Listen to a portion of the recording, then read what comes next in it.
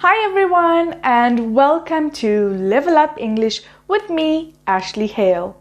Today we are going to look at another important lesson to help you to improve your English skills, and in this lesson we will look at commonly confused adjectives. So before we begin, let's look at what commonly confused adjectives are. Examples are the words much and many. Now, I'm sure you've heard of these words being used in sentences before.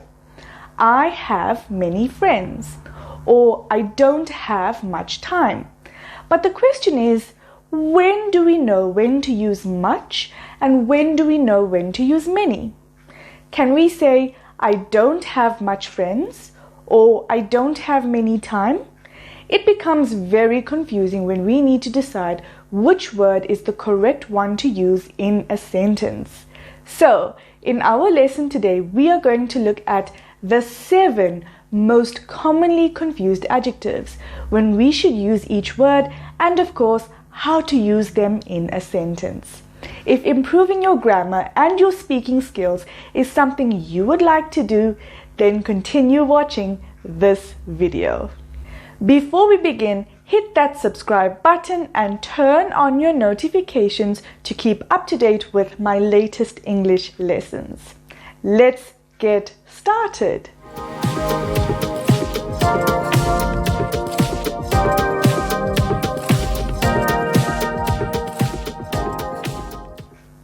As mentioned earlier, we have the words much and many. Now these words mean the same thing. They refer to a large amount of something. Just say I have 10 cars. Would I say I have many cars or I have much cars? Much or many? Well, let's start by looking at when we would use the word much. We use the word much with uncountable nouns, or rather nouns that we cannot count. Examples of uncountable nouns are the words money, time, rice, milk, and so on. Now here is a top secret that you should know. The word much is often used in negative sentences, like too much or not much of something. Example, I wouldn't say I have much money. See, this sentence is a positive sentence. However, I would certainly say I don't have much money, which is a negative sentence. Now let's look at many. We use the word many with the plural forms of countable nouns.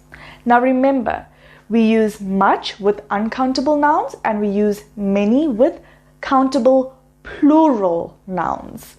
Examples of countable plural nouns are cars, friends, houses, books, and so on. So we can make a simple sentence of I have many friends or I have many houses. Back to my question from earlier. Would we say I have many cars or I have much cars? Write your answer in the comments below and I'll give it a thumbs up if it is correct or a thumbs down if it is incorrect. Our second set for this lesson are the words little and a little. Now these seem so similar. We often wonder, how can there be a specific way to use each of them? But there is in fact a difference between little and a little. The word little refers to a really small size or a negative quantity. We use little to mean not as much as may be expected or not as much as wished for. Whereas a little refers to a positive quantity and is always used with countable nouns. So if I'm referring to something's size in a negative way, then I would use little. And if I were referring to something's size in a positive way, I would use a little. Example, the puppy is little. If I were to use the phrase a little, I could say I need a little more time. See, I use time as an uncountable noun for a little. Our third set of confusing adjectives are few and a few. The rules are also very similar to the rules for little and a little. Let's start with few. The word few refers to a negative quantity or a shortage of something. Example, Jack has few friends. From this sentence, we can understand that Jack has few friends, but not in a good way. Maybe Jack would like more friends.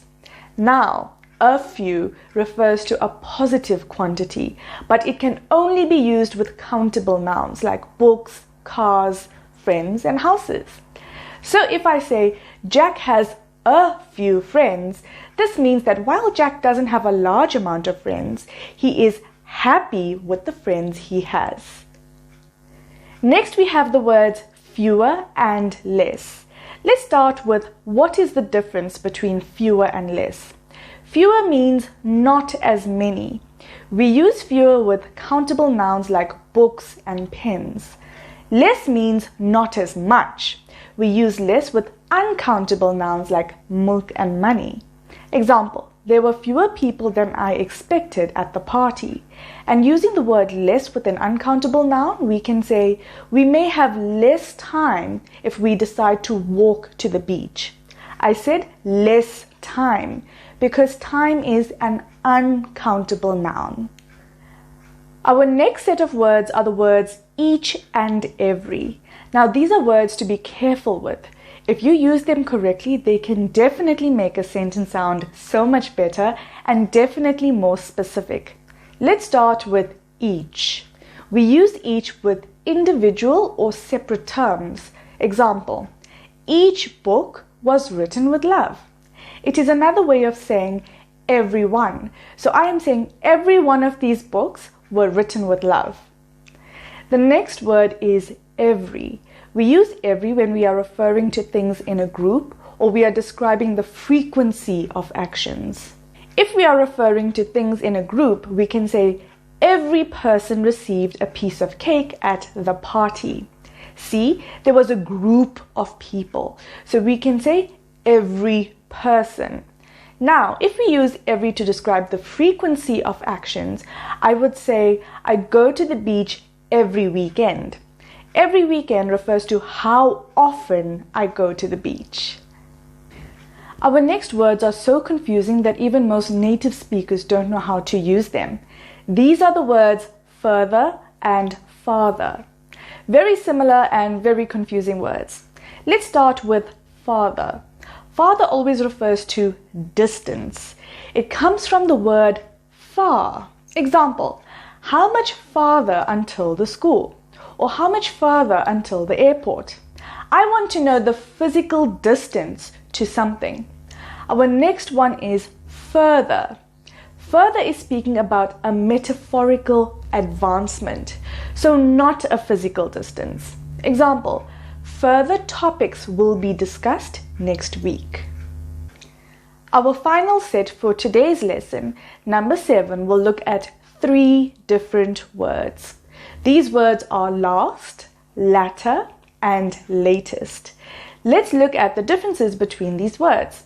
We'll start by looking at last. Last is the opposite of first. Example, schools finish late on the first day and they usually finish early on the last day. Simple enough, right? Now, latter is such a good word to use as an English learner. Latter refers to something happening closer to the end of something than to the beginning of something. Example, between burgers and pizza, I prefer the latter. This means between burgers and pizza, I prefer the latter choice, which is pizza. And the final word we will look at is latest. The word latest simply means most recent. Example, I want to buy the latest iPhone. This means I want to buy the most recent iPhone. So remember, we use last when we mean the opposite of first or to mean the final. We use latter to refer to something that happens closer to the end of time than the beginning, and we use latest as a synonym for most recent. And that brings us to the end of this lesson. In our lesson today, we looked at adjectives that are commonly confused and how we can use the correct adjectives in a sentence. If you enjoyed this lesson, then please drop a like and comment to let me know your feedback.